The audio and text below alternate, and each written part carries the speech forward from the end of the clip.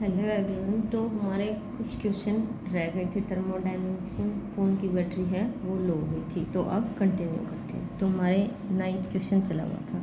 2 litre of an ideal gas at A pressure of 10 atmospheric expand isothermally against a constant external pressure of 1 atm until its volume is 10 liter. The work done in the expansion is। अब देखो भाई, पहले तो process देखो कौन सी process है, isothermal है। और अब प्रेशर देखो क्या हुआ है, गैस का एक्सपेंशन हुआ है against a constant external pressure. जब भी कांस्टेंट एक्सटर्नल प्रेशर की बात आ जाए तो वो कौन सी प्रोसेस होती है इरिवर्सिबल प्रोसेस।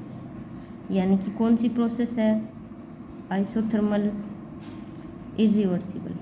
ठीक है, तो जो वर्क डन का फॉर्मूला था वो तो हमारे पास W = -P एक्सटर्नल dV।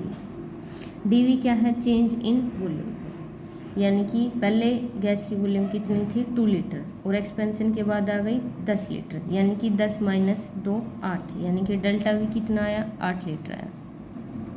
और अब क्या है, गैस एक्सपेंड हुई है। अब देखो दो प्रेशर है, कुछ बच्चे तो इसी में कंफ्यूज हो जाएंगे कि ये 10 क्या है और ये 1 क्या है। ये 10 है वही खुद गैस का प्रेशर। देखो ये गैस ले, ये मैंने पिस्टन लगा दिया, ठीक है।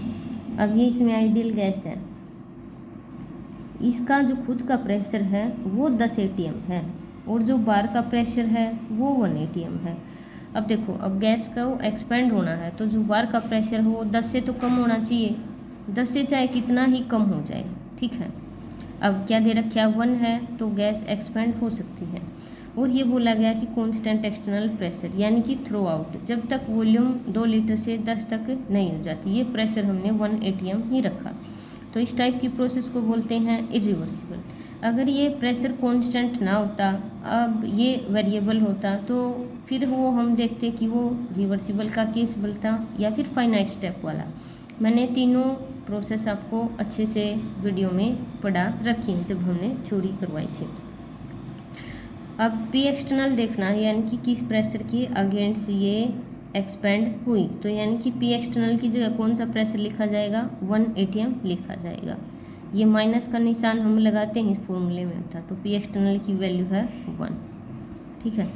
ये लीटर में था अपने पास और ये 1 atm है, तो अपने पास वर्क कितना आया 8 atm लीटर आया, ठीक है। अब ये अपने पास ऑप्शन है। अब इसने साइन तो पहले ही एग्जामिनर ने मान लिया, हमें तो सिर्फ मैग्नीट्यूड बताना है। तो वर्क कितना आया 8 atm लीटर। कौन सा ऑप्शन है, ऑप्शन सी। सॉरी, जब भी आपके पास एक्सपेंशन है कंप्रेशन का आ जाए तो पहले तो ये देखो कांस्टेंट एक्सटर्नल प्रेशर है या फिर प्रेशर चेंज कर रहा है, ठीक है। आइसोथर्मल प्रोसेस है या फिर वो एडियाबैटिक है, और डेल्टा V क्या है उसमें। If water vapor is assumed to be a perfect gas, molar enthalpy change for vaporization of 1 mole of water at 1 bar and 100 degrees Celsius is 41 kilojoule per mole. Then internal energy change for the conversion of 1 mole of water into ice. पहले तो आप ये देखा करो, topic को पकड़ा करो, कौन से टॉपिक से पर्सन आया है। अब इसने 1 मोल ऑफ वाटर लिया, ठीक है। ये क्या है, लिक्विड है और 1 मोल है। इसको क्या कर दिया इसने, वेपर में कन्वर्ट कर दिया, H2 गैस है। अब पहले 1 मोल था, अब भी है, तो वाटर तो इतना ही मोल है। अमाउंट ऑफ सब्सटेंस सेम है, यहाँ भी 1 मोल था, यहाँ भी 1 मोल है। ये है सिर्फ ये पहले लिक्विड था, अब गैस में कर दिया, ठीक है। और टेम्परेचर कितना है 100 डिग्री सेल्सियस है। इसको केल्विन में बदलोगे तो कितना आ जाएगा 373 केल्विन। जब भी हम डिग्री सेल्सियस को केल्विन में चेंज करते हैं तो इसमें 273 ऐड कर देते हैं। 273 ऐड करोगे तो आपका टेम्परेचर आएगा 373 केल्विन। अब इसने क्या दिया है, मोलर एंथैल्पी चेंज दिया है। एंथैल्पी को हम किससे चेंज डिनोट करते हैं, डेल्टा H। और अब ये 1 मोल के लिए है, मोलर क्या इंडिकेट करता है, 1 मोल के लिए है।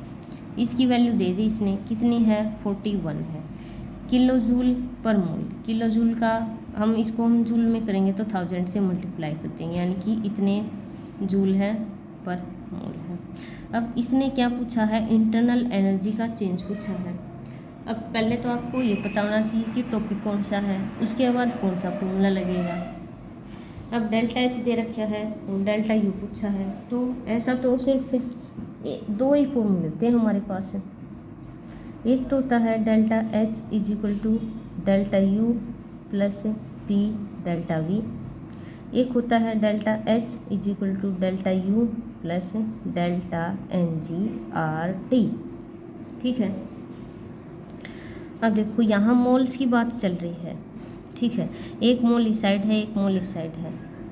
अब कौन सा फॉर्मूला लगेगा, डेल्टा यू पूछा है, डेल्टा एच इसने दे रखा है, आर की वैल्यू हमें पता है, टेम्परेचर गिवन है, और डेल्टा डेल्टा एन जी हम कैलकुलेट कर लेंगे। यहाँ वॉल्यूम की तो कोई बात ही नहीं हुई, तो ये फॉर्मूला नहीं लगेगा। देखो दोनों फॉर्मूले एक हैं, एक ही बात है। यहाँ सिर्फ मोल्स की बात करते हैं हम। यहाँ अगर वॉल्यूम देता, अगर इसकी वॉल्यूम इतनी है, इसकी वॉल्यूम इतनी है, तो फिर हम ये फॉर्मूला लगा लेते। अब यहाँ मोल्स दे दिए इसे, तो डेल्टा यू क्या आ जाएगा, delta H minus delta N G R T. ठीक है, अब डेल्टा एन जी की वैल्यू क्या है, ये होता है moles of gases in product side minus mole of gas in reactant side. अब देखो प्रोडक्ट की साइड गैस के कितने मोल हैं, या तो सिर्फ एक मोल है। अब रिएक्टेंट की साइड कोई गैस का मोल है, या तो सिर्फ लिक्विड है। हमें सिर्फ गैसेज के मोल देखने हैं, जो गैस फेज में मॉलिक्यूल प्रेजेंट है उसके कितने मोल हैं। यहाँ तो एक मोल है गैस का, और यहाँ कोई गैस फेज है नहीं, यहाँ तो सिर्फ लिक्विड है, तो यहाँ वैल्यू कितनी है, 0 है। तो प्रोडक्ट साइड कितने मोल हैं गैस के, माइनस रिएक्टेंट साइड तो कोई भी मोल नहीं है, तो 0। तो डेल्टा एन जी की वैल्यू आई हमारे पास 1। ठीक है, अब इस फॉर्मूले में लिखेंगे हम 41,000 है, -1 आ गया। अब आर की वैल्यू है, भाई आर की वैल्यू भी मैंने बताई थी। आर की आपके पास दो वैल्यू हो सकती हैं, 8.314 है, जूल है, पर केल्विन है, पर मोल है। ठीक है, जब आपको डाटा जूल में गिवन है, यानी कि प्रेशर वॉल्यूम आपके पास है, प्रेशर तो पास्कल में गिवन है और वॉल्यूम मीटर क्यूब में गिवन है, तो आपको लगाना है ये फॉर्मूला। ठीक है, अगर आपके पास है प्रेशर वॉल्यूम, यानी कि प्रेशर आपके पास एटमॉस्फेयर में प्रेजेंट है, ये आपके पास लीटर में प्रेजेंट है, तो यहाँ तो प्रेशर और वॉल्यूम की बात नहीं चल रही। यहाँ तो हमें ये पता है कि डेल्टा एच जूल में दे रखा है। ये देखो, ये जो डेल्टा एच है कितना है, 41,000 जूल। तो ये हम आर की ऐसी वैल्यू यूज़ करेंगे जिसमें जूल आता हो। तो देखो आर की ये वैल्यू है 8.314 जूल पर केल्विन पर मोल, तो ये वैल्यू हम रखेंगे। ये नहीं है कि डेल्टा एच को किलो जूल में रख दिया, इसको हमने जूल में लिया। दोनों यूनिट या तो जूल में रखो या दोनों किलो जूल में रखो। तो डेल्टा एन जी की वैल्यू आ गई हमारे पास 1, और आर की वैल्यू है 8.314, और टेम्परेचर हमारे पास केल्विन में रखना है 373 केल्विन। तो जब आप डेल्टा एच में से ये माइनस करोगे तो आपके पास ऑप्शन आएगा 37.94। अब देखो ये वैल्यू जूल में है, ये वैल्यू जूल में है। जो डेल्टा यू आपका इनिशियली आएगा वो आपका जूल में निकल के आएगा, उसको आपको किलो जूल में कन्वर्ट करना। तो आपको इसको सोल्व करके मान लो x आया है, तो x को आपको 1000 से डिवाइड करना है, तो आपका आंसर आ जाएगा किलो जूल में। तो जब आप इसको सोल्व करोगे तो आपका ये आंसर निकल के आएगा। तो भाई इस टॉपिक से तो हर बार क्वेश्चन आता है, बस स्टेटमेंट चेंज कर देगा। अब है फॉर द रिएक्शन, भाई ये है क्लोरीन गैस का मॉलिक्यूल, इसको हमने तोड़ दिया, यानी कि देखो ये क्या है, Cl2 का मॉलिक्यूल, यानी कि बॉन्ड बना हुआ है। अब इस बॉन्ड को तोड़ना है तो एनर्जी तो लगेगी। अब मैंने इसको क्या दी, एनर्जी दे दी, और ये बॉन्ड टूट गया और दो हमारे पास क्लोरीन एटम आ गए। ठीक है, तो ये बात है। वो तो जो इस टाइप की रिएक्शन है ये होती है हमारे पास एटोमाइजेशन। इसमें हम क्या चेक करते हैं, एंथैल्पी ऑफ एटोमाइजेशन है। कोई भी गैस का मॉलिक्यूल है उसको हमने एटम में कन्वर्ट करना है। तो इसके लिए पूछा है delta H and delta S की वैल्यू। अब देखो पहले तो डेल्टा एस देखो। अब यहाँ गैस फेज में कितने पार्टिकल हैं, सिर्फ एक पार्टिकल है। यहाँ गैस फेज में दो पार्टिकल। अब हमें इनका मास नहीं देखना कि ये तो Cl2 मॉलिक्यूल है, ये Cl2 एटम, ये सिर्फ हमें ये देखना है कि गैस फेज में कितने पार्टिकल है। छोटे बड़े से हमें कोई मतलब नहीं है।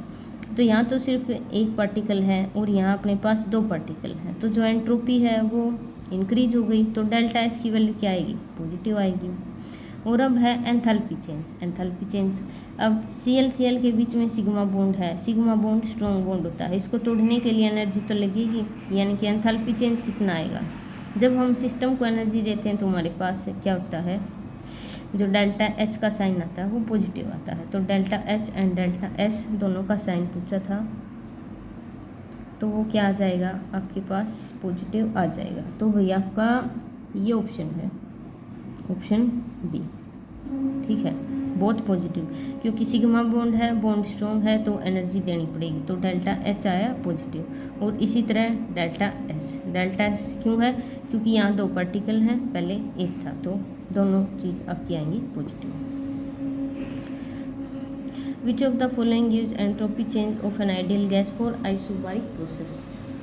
भाई देखो ये क्वेश्चन है आपका बीएससी और एमएससी लेवल का, ठीक है। इसका आंसर तो है आपका ये कि आइसोबारिक प्रोसेस पे जो एंट्रोपी चेंज होता है वो आपका कैसे कैलकुलेट होता है। तो भैया आपको डायरेक्ट फॉर्मूला याद करना है। अब एचटेट में आपका जो सब्जेक्ट स्पेसिफिक है उसके आते हैं 60 क्वेश्चन, उसमें से आपके 5 क्वेश्चन आते हैं बीएससी और एमएससी लेवल के। लेकिन इन 5 क्वेश्चन पे हमें फोकस नहीं करना, जो 55 क्वेश्चन हमारी एनसीईआरटी से आते हैं उन पे फोकस करना है। तो इन क्वेश्चन की आपको टेंशन नहीं लेना, ये किसी को नहीं आएंगे, ठीक है। तो आपके सेट में से 5 क्वेश्चन नहीं तो कम से कम 2-3 क्वेश्चन तो आपके आराम से बीएससी एमएससी लेवल के आपको देखने को मिलेंगे, लेकिन उन पे फोकस नहीं करना है, वो किसी को नहीं आएंगे। फोकस करो जो एनसीईआरटी से आएगा, मोस्टली जो 57-58 क्वेश्चन है वो आपके आएंगे एनसीईआरटी से। अब ये भी आपका थर्मोकेमिस्ट्री का है। अब ये है which of the following is not an intensive property. भाई इंटेंसिव प्रॉपर्टी पूछा है, कौन सी नहीं है। तो आपकी जो इंटरनल एनर्जी है वो इंटेंसिव नहीं है।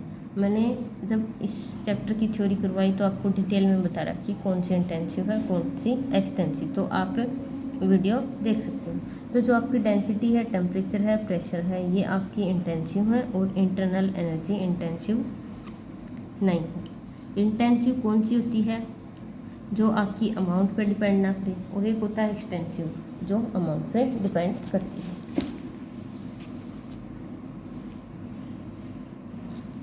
भाई ये क्वेश्चन आपका देखो 2023 में भी आया है और 19 में भी आया है। एचटेट में क्वेश्चन आपके रिपीट होंगे। Delta G for a spontaneous process at constant pressure and temperature. तो भाई स्पॉन्टेनियस प्रोसेस के लिए डेल्टा जी की जो वैल्यू आती है उसका आपसे साइन पूछा है, तो वो क्या आता है, वो आता है हमारे पास लेस देन 0। वही ये भी मैंने डिटेल में पढ़ा रखा है। तो जो 0 वैल्यू आती है, जो चेंज इन फ्री एनर्जी, वो 0 किसके लिए होता है, वो होता है आपके पास रिवर्सिबल प्रोसेस के लिए। और ये यानी कि लेस देन 0 यानी कि वैल्यू नेगेटिव किसके लिए आती है, ये होता है आपके पास स्पॉन्टेनियस प्रोसेस के लिए। और ग्रेटर देन 0 किसके लिए आती है, नॉन स्पॉन्टेनियस के लिए।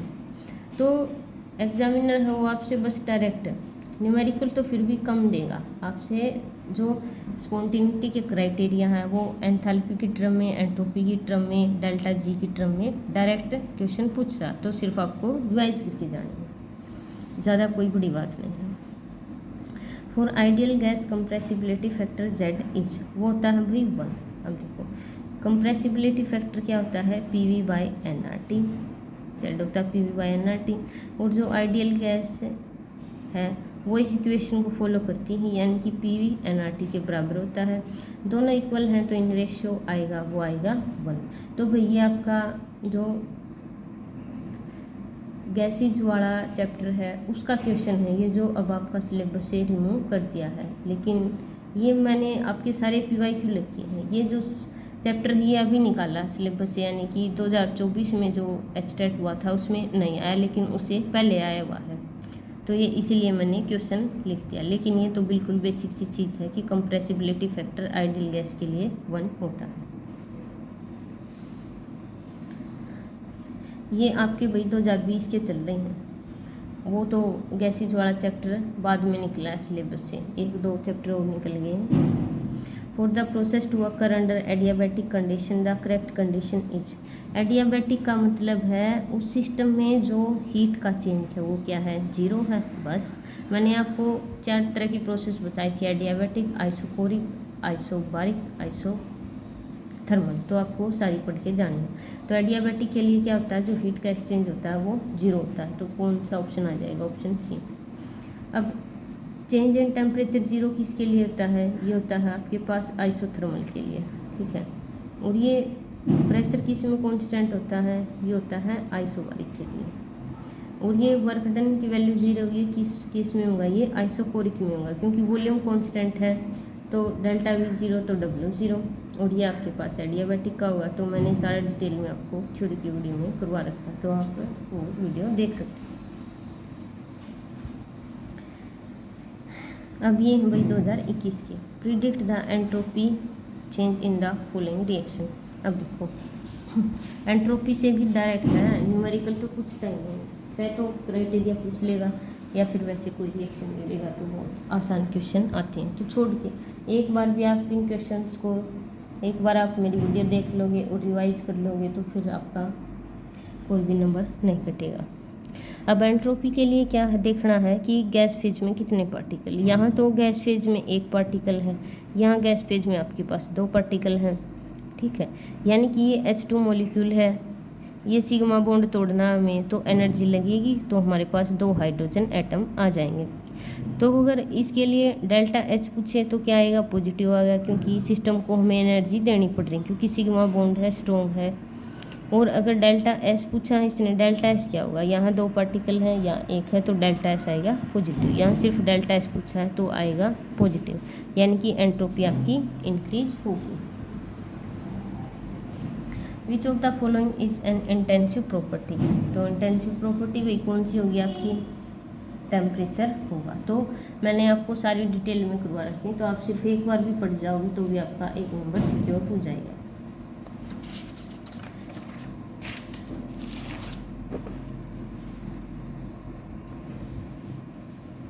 अब है ये वही 2018 का, 2 litre of an ideal gas at a pressure of 10 atmospheric expand isothermally into vacuum until its volume is 10 liter.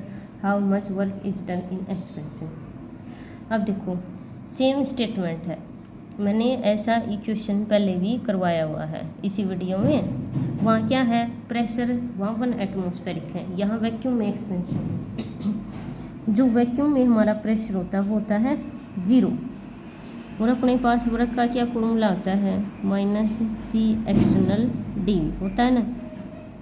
देखो अब गैस का एक्सपेंशन करवाया है वैक्यूम में, P एक्सटर्नल क्या है, 0 है। अब अपने पास dV कितना ही हो, वैसे आप dV कैलकुलेट करोगे तो आएगा 8, यानी कि पहले 2 लीटर थी अब हो गई 10, यानी कि dV की वैल्यू तो 8 है, लेकिन P एक्सटर्नल क्या है, 0 है, तो वर्क कितना आएगा, 0। तो जब भी आपका वैक्यूम में एक्सपेंशन होता है तो आपको आँख बंद करके 0 पे निशान लगाना होता है, क्योंकि वैक्यूम में प्रेशर 0 तो आपका वर्क आएगा 0। यानी कि जब गैस है वैक्यूम में एक्सपेंड करेगी तो उसकी कोई एनर्जी नहीं लगेगी, वो बिल्कुल फ्रीली, उसका कोई खर्चा नहीं आएगा एक्सपेंड होने में, ठीक है। अब कई बच्चे तो इसमें कंफ्यूज हो जाएंगे, एक ये 10 एटमॉस्फेरिक क्या है, ये 10 एटमॉस्फेरिक खुद गैस का प्रेशर है। देखो ये गैस है इस सिलेंडर में, ये 10 एटमॉस्फेरिक, तो इसका प्रेशर है। अब इसको एक्सपेंड होना है, ठीक है, क्या होना है, अब इसको एक्सपेंड होना है, तो ये जो P एक्सटर्नल है ये क्या होना चाहिए, ये 10 से कम होना चाहिए। ये 10 से चाहे 1 पॉइंट कम हो जाए तो भी गैस एक्सपेंड होगी, अगर 10 से ज़्यादा हुआ तो गैस कंप्रेस होगी। तो जो P एक्सटर्नल है एक्सपेंशन के लिए, वो जो गैस से प्रेशर मतलब वो 10 से कम होना चाहिए। अब P एक्सटर्नल तो कुछ है ही नहीं, इसकी वैल्यू तो 0 है, यानी कि इस मतलब जो गैस है वो बिल्कुल फ्री है, कितनी ही दूर तक भाग सकती है, बिल्कुल आसानी से एक्सपेंड होगी। और जो पिछला न्यूमेरिकल था उसमें P एक्सटर्नल की वैल्यू दे रखी थी 1, और यहाँ दे रखा वैक्यूम, वैक्यूम में P एक्सटर्नल की वैल्यू हो जाती है 0, तो फ्री एक्सपेंशन होता है, कोई एनर्जी नहीं लगती, तो W की वैल्यू आती है 0। तो ये भी आपको समझना है कि जो पी एक्सटर्नल है उसकी वैल्यू क्या है। अब कुछ बच्चे तो क्या करेंगे, डेल्टा वी कैलकुलेट किया 8 है और पी एक्सटर्नल मान लेंगे 10 और आपका आंसर आ जाएगा 80 लीटर एटीएम। ऑप्शन भी है, मतलब ऐसा ऑप्शन है और बच्चा राजी हो जाएगा, हाँ ऑप्शन है भाई अपना है तो एक क्वेश्चन ठीक होगा, आंसर क्या आएगी, आंसर निकलेगा गलत। अब ये देखना कि पी एक्सटर्नल कौन सा लेना है, कौन सा तो गैस का प्रेशर है और कौन सा पी एक्सटर्नल है। अब भाई ये 2020 का आपका for a gas phase reaction PCl5 है, इसका ब्रेक डाउन करवाया गया। Which of the following condition is correct. देखो मतलब स्टेटमेंट बदली है, बाकी जो आपका कंसेप्ट है वो सेम है। देखो हर बार आता है ऐसा क्वेश्चन कि डेल्टा एच की वैल्यू क्या होगी, डेल्टा एस की वैल्यू क्या होगी। अब PCl5 क्या होता है, हमें पता है कि इसकी TBP ज्योमेट्री है, यानी कि ट्राइगोनल बाय पिरामिडल। Cl है, Cl है, Cl है। अब पहले तो डेल्टा एस कैलकुलेट करो। डेल्टा एस क्या बताया था मैंने, गैस फेज में यहाँ कितने पार्टिकल हैं, यहाँ है 1 पार्टिकल। यहाँ गैस फेज में कितने पार्टिकल हैं, 2 पार्टिकल। अब 1 से 2 हो गए तो क्या है, एंट्रोपी इंक्रीज हो गई, तो यानी कि डेल्टा एस क्या आएगा, ग्रेटर देन 0। तो देखो अब सब में डेल्टा एस देखो क्या है, देखो इनमें डेल्टा एस डिक्रीज है यानी कि लेस देन 0 हुआ, और इसमें एंट्रोपी क्या है, पॉजिटिव है। तो सिर्फ एंट्रोपी से, अगर किसी को एंट्रोपी का टॉपिक भी आता तो इसका क्वेश्चन सोल्व हो गया होगा। तो ऑप्शन क्या आएगा, डी आएगा। अब आप देखो डेल्टा एच। अब PCl5 का क्या होता है, ये जो 2 बॉन्ड होते हैं ना, ये एक्सियल बॉन्ड, ये होते हैं आपके वीक, क्योंकि इन बॉन्ड के बीच में और इन बॉन्ड के बीच में रिपल्शन ज़्यादा हो जाता है। और तो जो ये एक्सियल बॉन्ड है, जब हम थोड़ी सी अमाउंट ऑफ हीट दे देंगे तो ये बॉन्ड आसानी से टूट जाएंगे, किस में आ जाएंगे, PCl3 + Cl2। तो जो डेल्टा एच है इस रिएक्शन के लिए वो क्या होगी, वो भी पॉजिटिव होगी। एक सीधी सी बात है, जब भी आपको सिग्मा बॉन्ड तोड़ना हो किसी भी क्वेश्चन में तो वहाँ आपका डेल्टा एच हमेशा ही पॉजिटिव होगा। सिग्मा बॉन्ड सबसे स्ट्रॉन्ग बॉन्ड है, तो उसको तोड़ने के लिए एनर्जी देनी पड़ेगी, डेल्टा एच हर केस में पॉजिटिव होगा। इसी सेम कंसेप्ट पे 2-3 क्वेश्चन आ चुके हैं, आपने देख लिया है, तो आगे से कोई क्वेश्चन आए, स्टेटमेंट भले ही सेम ना हो, कंसेप्ट आपका सेम रहेगा। तो डेल्टा एच के लिए आप पार्टिकल कैलकुलेट कर लेंगे गैस फेज में, और डेल्टा एच के लिए ये देख लेंगे सिग्मा बॉन्ड अगर टूट रहा है तो आपका डेल्टा एच 100% पॉजिटिव आएगा। Thank you for watching my video अच्छी लगी हो तो लाइक करना।